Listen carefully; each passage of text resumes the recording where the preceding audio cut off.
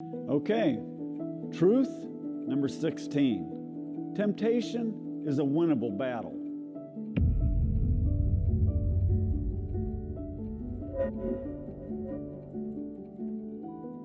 In 1982, I went through a horrific 6-hour ordeal where I experienced a taste of the horrible mental anguish of hell. I don't have words to describe what that experience did to me. I was an arrogant, violent cop, full of pride, full of perversion, full of myself. I was miserable and angry. Then I had a run-in with the Almighty that devastated me and humbled me before the Lord. After going through that grueling experience, I could not imagine ever returning to my sexual sin. Yet 3 weeks later, I was sitting in my apartment one morning and the old sexual temptations once again overcame me. And once again, I allowed myself to be led off into sin without so much as an argument. It was the same old sexual trance that left me feeling powerless to stop myself. One day not long after that, I read 1 Corinthians 10:13. No temptation has overtaken you but such as is common to man. And God is faithful, who will not allow you to be tempted beyond what you're able, but with the temptation will provide the way of escape also, so that you'll be able to endure it. This verse really stumbled me because it didn't seem to line up with my experience. Where was the way of escape for me that day? Where was the strength to say no to that powerful temptation? And once I caved into that temptation, why did I feel so utterly impotent to stand up against those that followed? It was years later that I came to understand that to see the truth of this verse, you must read it in its context. That begins at the end of chapter 9. Paul said, "Do you not know that those who run in a race all run, but only one receives the prize? Run in such a way that you may win. Everyone who competes in the games exercises self-control in all things." He went on to say, "I discipline my body and make it my slave so that after I have preached to others, I myself will not be disqualified." Paul was describing to these Corinthian Christians the disciplined life he led. He was letting them know that even he could be destroyed if he didn't maintain control over his carnal nature. The word disqualified he used here is the same word he employed in Romans 1:28 when he talked about God giving sexual sinners over to a reprobate mind.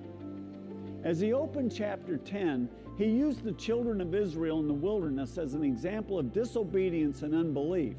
In verse 6 he said, "Now these things happened as examples for us, so that we would not crave evil things as they also craved." Then in verse 8 he said, "Nor let us act immorally as some of them did, and 23,000 fell in one day."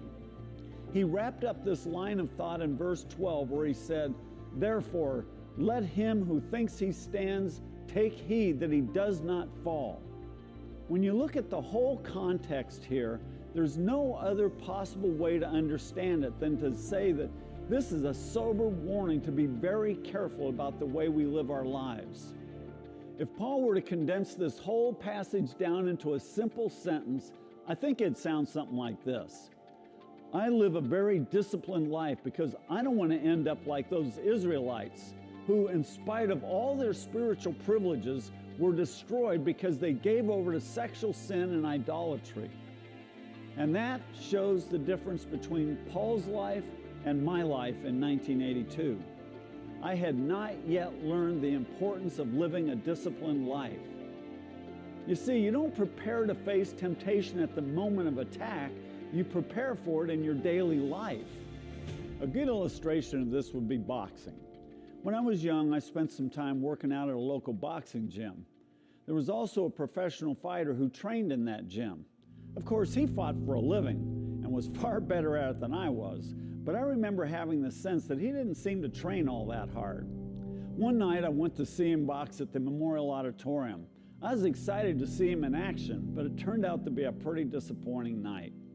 His opponent sensed his weakness and went right after him, knocking him out in the first round. Why did he lose that fight? Because he was undisciplined and sloppy in his training. Listen, skill alone won't win a fight. A good boxer knows that if he can't conquer himself in the gym, he will never overcome his opponent in the ring.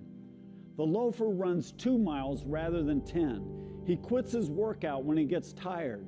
He picks sparring partners who aren't a challenge. The fighter who has gotten into the habit of going the easy route has trained himself to be a loser.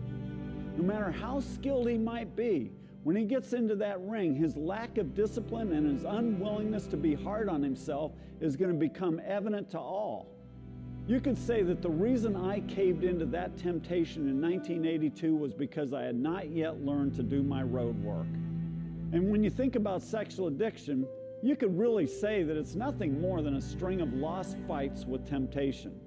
A man is tempted to indulge in some form of sexual sin and he gives in to it. Then he's tempted again and gives in again. And on it goes, one defeat after another. Through my repeated failures, I had developed a defeatist attitude.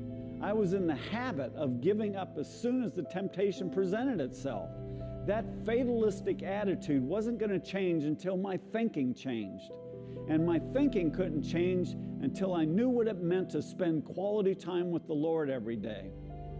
Finally, in late 1984, I started praying and spending time in the Word every morning. What followed were several months of freedom. Then in May 1985, the enemy caught me at a weak moment and I caved into a temptation to visit a prostitute in a massage parlor. But I was so disgusted by that experience that I never committed adultery again after that. I didn't realize it at the time, but my devotional life had made it possible to develop a lifestyle of victory. My failure in that massage parlor turned out to be an anomaly to this new way of life. It wasn't until later that I made the connection between my newly found freedom and my growing relationship with the Lord. Listen, temptations are as much a part of the Christian life as going to church. In fact, they're a necessary element to our probationary time on earth. This world is a testing ground to see if we will choose to live for God or for self. If you want to win the battle with temptation, get on your knees before God, commit yourself to establishing the disciplines of a godly life, and ask Him to sustain you in times of weakness. And before you know it, the old life of defeat will be behind you, and you will begin living the life God meant for you to live.